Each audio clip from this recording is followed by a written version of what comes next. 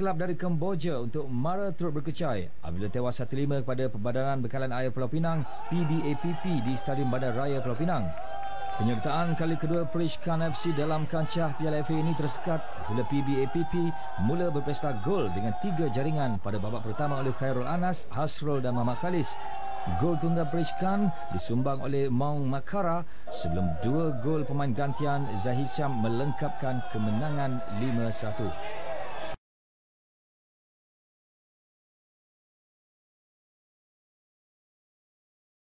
Ceras, hasrat tuan rumah untuk melangkah jauh lebur apabila dibelasah teruk oleh Pos Malaysia 5-0.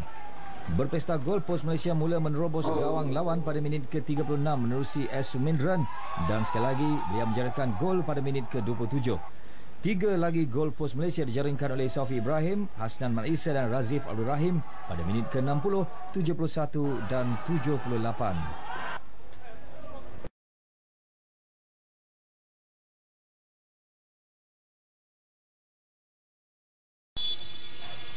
Sementara itu, nasib berbeza buat pendahulu Liga Perdana Polis Diraja Malaysia PDRM yang dikejutkan Pulau Pinang 2-1 di Stadium Hang Jebat.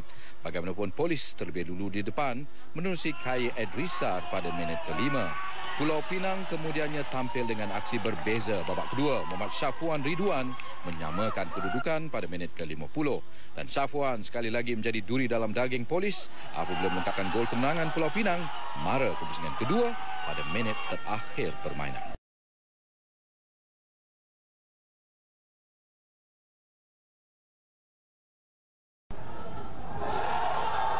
Skuad kendalian E11 Rasan ini berjaya menjinakkan tuan rumah untuk bertemu Pulau Pinang di pusingan kedua nanti. Gol pertama diperolehi pada minit ke-30 menerusi Ismail Faruqi, manakala pemain import Eva Owona menjadi wira apabila menjaringkan 2 gol pada minit ke-69 dan 80. Gol tunggal pasukan tuan rumah dijaringkan oleh Raja Muhammad Hafilah Raja Mamad pada minit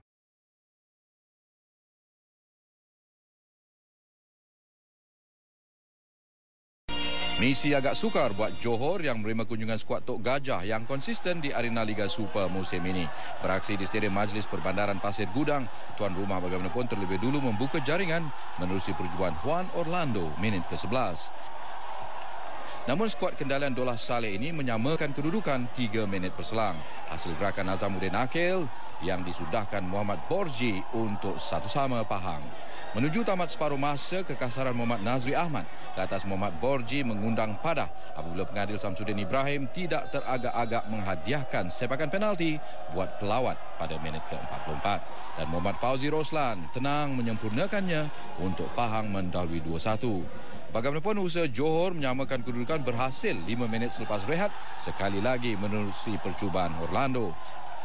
Dan Pahang menutup peluang Johor melepasi pusingan pertama hasil jaringan kedua Fauzi Roslan pada minit ke-75.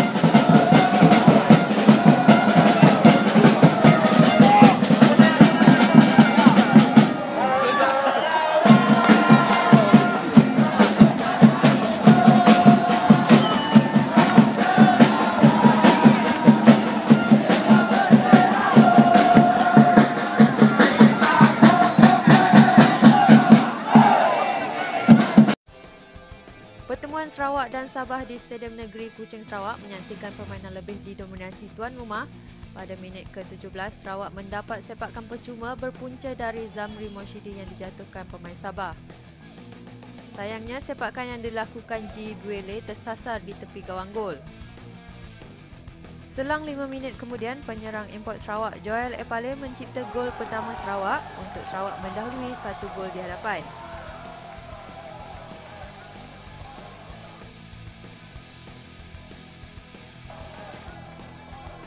Babak kedua, Sarawak tampil lebih menguasai permainan dengan beberapa cubaan berbahaya dilakukan. Namun tiada sebarang jaringan tambahan berjaya dihasilkan. Sabah cuba menggandakan asakan, sayangnya beberapa cubaan gagal menemui penyudah yang sempurna. Keputusan kekal 1-0 hingga tamat perlawanan untuk Sarawak menang mengutip 3 mata. United berjaya menafikan mereka bukan pasukan belasahan tatkala tumpuan diberikan kepada Sabah yang memiliki kelebihan 2 pemain import. Jelas, Felda berjaya memastikan 3 mata penting milik mereka biarpun pada awalnya Sabah garang mengasak kubu pertahanan kelab itu. Sabah yang sepatutnya terlebih dahulu memimpin permainan kecewa apabila jaringan pemain import kelahiran Australia Brandon Gunn dinafikan pengadil kerana offside minit 20. Kali ini Felda cuba untuk mengasak, hasilnya anak buah E. Elavarasan berjaya membuka tirai jaringan menerusi Raimi Matno yang menyempurnakan bola muntah hasil percubaan Fadrin Kadir minit 27. 3 minit berselang, giliran pemain kebangsaan Yong Kwan Yong pula menggegarkan gawang Sabah selepas menerima hantaran lintang dari kiri padang. Hasrat untuk merapatkan kedudukan dari anak buah Justin Ganai sekali lagi gagal. Kali ini jaringan Bobby Gonzalez pula yang dilabelkan sebagai offside. Memasuki babak kedua, kedua pasukan masih belum berputus asa mencari ruang. Namun, kedudukan Felda United 2 Sabah 0 kekal sehingga tamat perlawanan. Bermain di Stadium Darul Makmur, Shazan Muda menguasai perlawanan dengan serangan berbahaya ke kubu lawan. Pada minit ke-27, Shazan seharusnya di depan musuh jaringan P. Rajesh namun dibatalkan kerana offside. Buntu pada babak pertama, Shazan Muda memperkemaskan rentak permainan pada separuh masa kedua.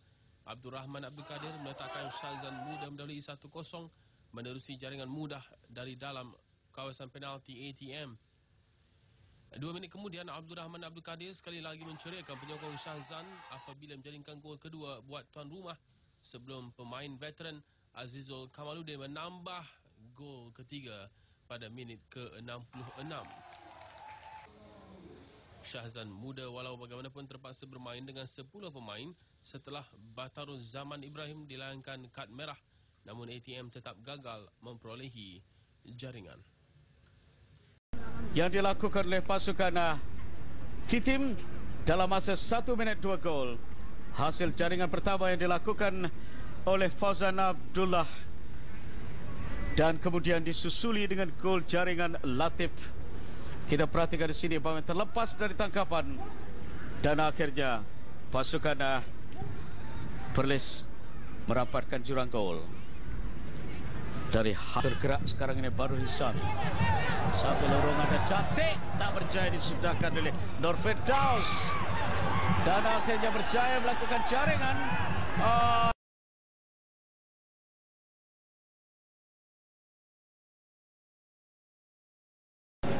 Kedah bermula garang di awal permainan namun gagal menemui sentuhan penyudah.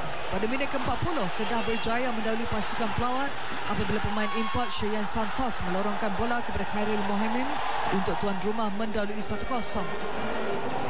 Separuh masa kedua, Kedah lebih agresif dengan serangan bertubi-tubi ke kubu lawan. Dan pada minit ke-49, Kedah dihadakan sepakan penalti apabila pemain NS Betaria tertepis bola dengan tangan. Sepakan disempurnakan Shayan Santos.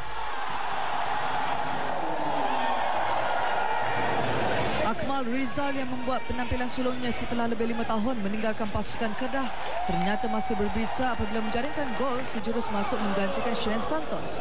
Pada minit ke-81, sekali lagi Akmal Rizal menggambarkan stadium namun dinafikan pengadil kerana dikatakan berada dalam kedudukan offside. Selepas itu Kedah terus menguasai permainan dan berkesudahan dengan kedudukan 3-0.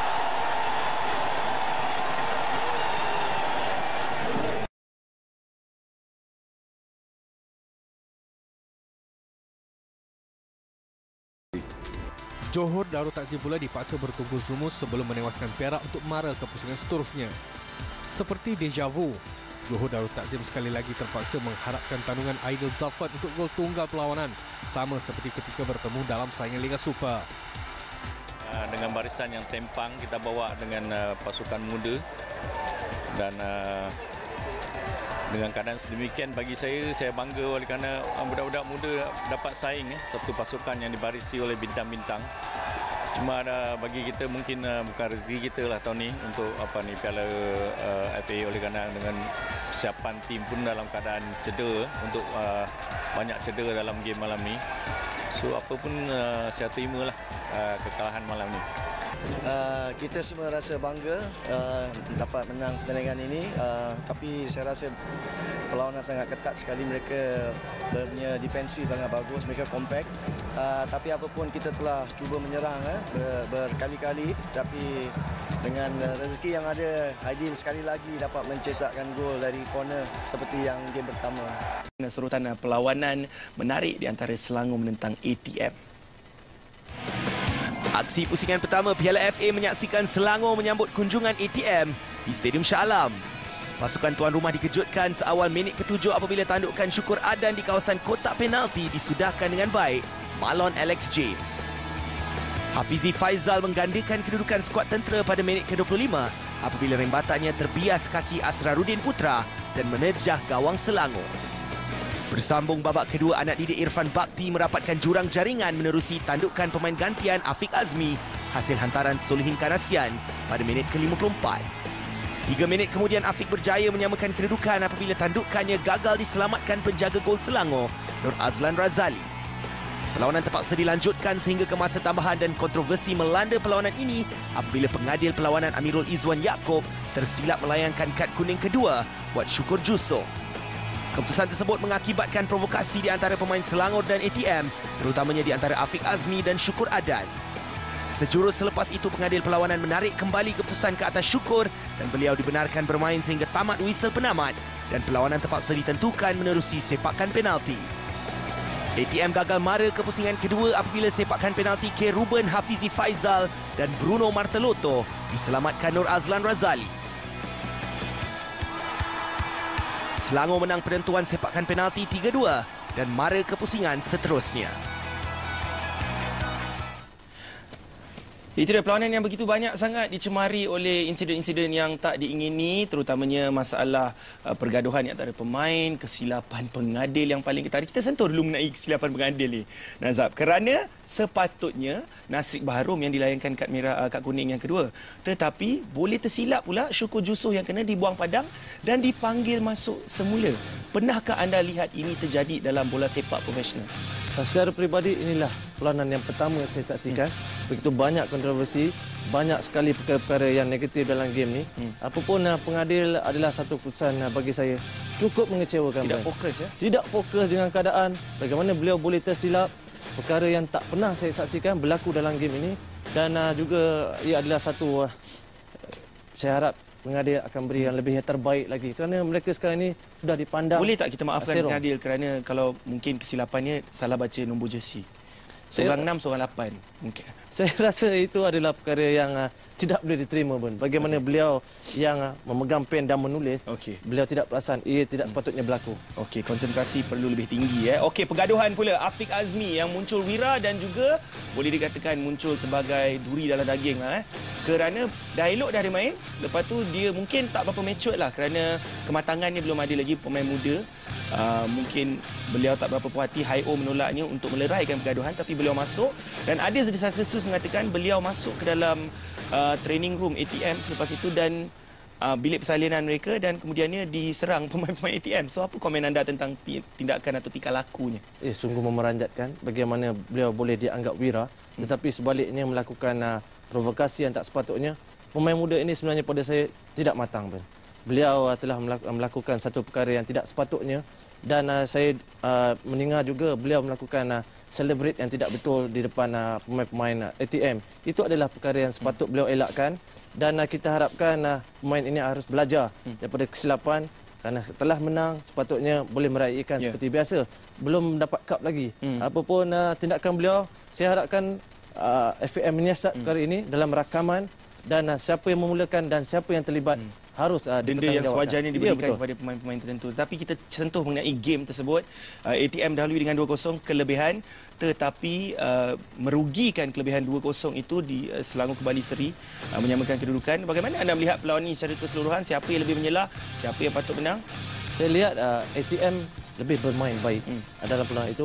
Mendahului dengan 2-0, satu jaringan cukup selesa sebenarnya. Tetapi mereka leka dan gagal. Mengenapun satu kebangkitan yang baik daripada pasukan Selangor dan ia adalah satu pemangkin dan juga bagaimana pemain ini diberikan ruang yang baik, ketinggian yang baik, menjaringkan 2 gol. Ia adalah satu pencetus semangat untuk pasukan Selangor. Soalan ni Nazab, adakah ATM ni mempunyai badi di dalam Piala FA ini? Dah kali kedua berturut-turut mereka tewas dalam pusingan pertama, seperti mana mereka tewas musim lepas hasil jarangan Kubala untuk pasukan Perak yang telah menyingkirkan mereka seawal pusingan pertama. Ya, memang benar bagaimana ATM di musim yang lepas mereka kecundang di awal-awal dan juga Nur Azlan muncul wira. Beliau menjadi punca kekalahan di musim yang lepas kepada UFC dan pada kali ini beliau adalah wira yang patut diberikan pujian. Okey, apapun tahniah kepada pasukan Selangor kerana telah melangkah masuk, tapi kita harapkan insiden-insiden seperti ini tidak akan berlaku lagi dalam pusingan-pusingan yang akan datang, sama ada di Piala Malaysia, Liga Super dan juga Piala FA. Kita nak lihat pula kata-kata daripada jurulatih masing-masing, Irfan Bakti, B. Satyanandan dan juga Hai-Oh. Saya puas hati dengan pemain-pemain saya. Kita kalah penalti melalui penalti, tetapi kerana mungkin kecewa pemain-pemain masuk penalti pun dah nampak game tu kita punya, tapi kita dah bagi hadiah kepada Selangor. Yes, saya memuji pemain-pemain saya kerana mereka dapat comeback setelah ketinggalan 2-0. Jadi mereka tidak putus asa untuk menyamai kedudukan dan seterusnya memenangi penalti. Untuk saya, pandangan saya, bagi saya Afiq tak sepatutnya melibatkan diri dia dalam aksi ataupun dalam sedikit kekecohan tadi. Saya rasa bagi saya Afiq yang memulakan dulu provokasi itu. Jadi mungkin ketidaksabaran berlaku kat situlah, ada berlaku pergaduhan. Bukan disebabkan kerana kalah ke, kerana pengadil ke, tak ada. Ini provokasi daripada Afiq sendiri. Kita akan membuat laporan kerana ada sepatutnya game sudah habislah kerana habis harus bersalaman. Kalau tidak tak guna budak-budak saya pergi ke bench. Jadi mungkin masih panas lagi dan kita mengenal pasti siapa yang telah memukul Afiq dan melempar botol ke mukanya. Kejutan turut berlaku di mana semifinalis musim lalu Lions 12 terpaksa akur selepas disingkirkan Selangor PKNS. Selepas perlawanan ditangguhkan akibat hujan lebat, gol tunggal jaringan Fauzan Zulkifli sudah cukup untuk membawa skuad bimbingan Haji Abdul Rahman Ibrahim ke pusingan seterusnya. Saya rasa kita bernasib baiklah menang tadi walaupun kita menguasai perlawanan. Apatah lagi dengan kita bermain dengan Singapura Lions kurang satu pemain. Tetapi nampaknya mentaliti dan juga pengalaman dalam perlawanan-perlawanan besar ini masih lagi kurang. Sepatutnya kita di separuh masa kedua kita telah boleh matikan Singapura Lions dengan 1-2 gol lagi. Tapi nampaknya kita terganggu dengan fikiran panas, penat dan sebagainya. It's a hard game, playing at 4:15. The weather is quite hot. The boys actually tried their best, and we had the upper end until the sending off. Then it's difficult to play with 10 men and playing against PKNS. So eventually we created some chances and they created some chances both sides. We were unlucky in some way, and we have to move on from here. Sementara Negeri Sembilan berjaya keluar dari kemerosotan selepas mencatat kemenangan pertama ke atas UiTM. 2 gol dari penyerang import Emmanuel Depora sudah cukup melegakan Divaldo Alves selepas kempen mengecewakan dalam saingan Liga Super. Pertandingan hari ini was very important for us. The result was very good for us, but our players seem very tired because we came from Kelantan. Saya sedar kelemahan yang ada dari segi teknikal di kalangan pemain-pemain UiTM. So pendekatan saya buat masa ini ialah menyukarkan pemain lawan, menghadkan ruang kepada mereka untuk bergerak dan saya rasa taktikal itu berjaya. Cuma kalau dapat kita lihat gol yang kita lepas sebentar tadi memang keadaan yang memang satu technical error yang tak sepatutnya berlaku.